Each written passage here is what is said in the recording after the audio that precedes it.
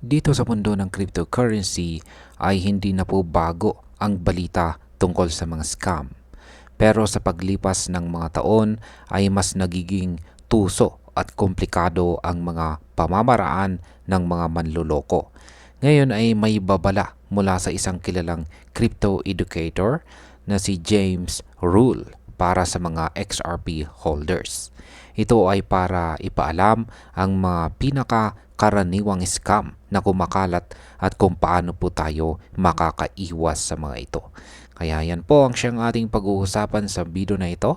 Pero bago po tayo magpatuloy ay pakibasa na lamang po muna ang disclaimer dito po sa ibaba ng ating screen. Yan, simulan po natin sa kung ano po ang babala ni James Rule para sa mga XRP holders. Yan, sa mga nakarang taon ay mas lalong umunlad ang paraan ng mga scammer sa pag-atake sa mga gumagamit or users ng cryptocurrency. Mula po sa mga tawag na hindi inaasahan hanggang sa mga peking website na halos eksaktong kopya ng legit na mga platform ay patuloy silang gumagawa ng paraan para makuha ang sensitibong impormasyon at digital assets ng mga tao. Si James Rule na kilala sa XRP community at may 7 taon or 7 years na karanasan po sa crypto ay nagbahagi ng listahan ng mga karaniwang scam na nakikita niya sa industriya.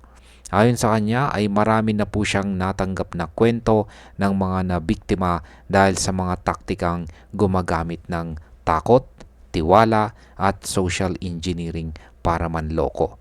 Ang babalang ito ay sumunod sa ilang insidente kung saan mismo ang mga kilalang tao gaya po ng CTO ng Ripple na si David Schwartz ay nakialam para mabisto ang mga scammer. Ayan, paano nga ba gumagana ang fear-based manipulation tactics? Ayan, isa po sa pinakakaraniwang scam ay nakabatay po sa pagpapakaba or panic.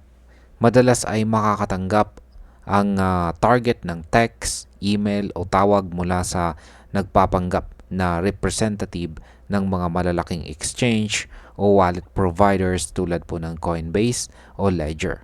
Sinasabi nila na na-hack o na-compromise raw ang account ng biktima. Pagkatapos ay ituturo nila ang target sa isang peking website para doon kunin ang login credentials, password at saka recovery phrases. May ilan pang magbibigay ng help phone number na diretso pa lang kumukonekta sa mismong scammer.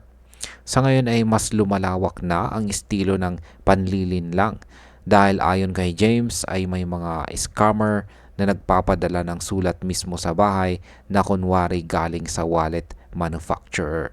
Kompleto ito sa QR codes para mahulog ang biktima sa kanilang bitag. Ano naman ang katotohanan sa mga peking crypto giveaways? Isa pang madalas na scam ay ang mga peking crypto giveaways. Binibigyang diin ni James na si Ripple ay hindi kailanman magbibigay ng libreng XRP kapalit ng deposito o bayad. Madalas itong ipromote ng mga scammer gamit ang peking social media accounts o pagpapanggap ng mga kilalang tao para linlangin ang mga biktima na magpadala ng cryptocurrency o pera sa hindi kilalang wallet. Kapag nailipat na ang pera ay imposibleng mabawi ito. Muli ring pinaalala ng Ripple na hindi po sila hihingi ng XRP mula sa community. Pareho ring patakaran ang sinusunod ng mga executives ng kumpanya dahil laganap ang mga scam na ginagamit ang kanilang pangalan. Ngayon ay paano naman po nakakapanloko ang social media impersonators? Maraming scammers ang nagpapanggap na help desk advisor o content creator sa social media. Lalapit po sila sa mga tao sa pamamagitan ng comments or direct messages. May ilan pang mag-aalok ng tulong kahit hindi naman hinihingi para lang makuha ang tiwala ng target. Ayon po kay James ay dapat laging i-verify ang pagkakakilanlan ng kausap at maging sobrang maingat sa online interactions.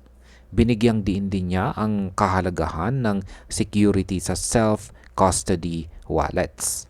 Ang seed or recovery phrases na binubuo po ng 12 or 24 na words ay hindi dapat ibinabahagi ng kahit sino man sa kahit sino. Kapag nakuha po kasi ito ng scammer ay wala nang paraan para mabawi ang wallet. At bilang panghuling katanungan ay ano naman ang pinaka-importanting dapat tandaan para makaiwas sa scam? Ayon po kay James ay napakahalaga ng pagiging alerto at mapanuri. Dapat iwasan po ang pagsagot sa mga tawag mula sa hindi kilalang numero. Burahin agad ang mga kahina-hinalang text. Iwasan din ang pag-click sa mga link o pag-scan ng QR code mula sa hindi kumpirmadong sources. Ang pinakasimple at pinakamabisang paraan ay huwag pong basta magtitiwala sa kahit kanino kung walang buong kumpirmasyon ng kanilang pagkakakilanlan. Ang mga scammer ay umaasa po sa takot at tiwala para makuha ang kanilang gusto. Kaya ang susi ay maging maingat, huwag pong basta magpapadala sa kanilang mga kwento. At sa kabuuan, sa tingin ko po ay napakahalaga ng babalang ito ni James Rule para sa buong XRP community. Hindi lamang ito tungkol sa pagkakaroon ng cryptocurrency, kundi tungkol din sa pagprotekta ng ating pinaghirapan. Ang mga scam ngayon ay hindi na kasing simple ng dati. Kailangan nating pag-aralan at tandaan ang mga palatandaan ng panlilinlang. Sa huli ay mas mabuti nang maging sobrang maingat kaysa magsisi kapag huli na ang lahat. At ayan, hanggang dito na lamang po tayo sa video na ito mga ka-crypto. Marami pong salamat sa panonood. Ingat po tayo lagi at God bless po sa ating lahat.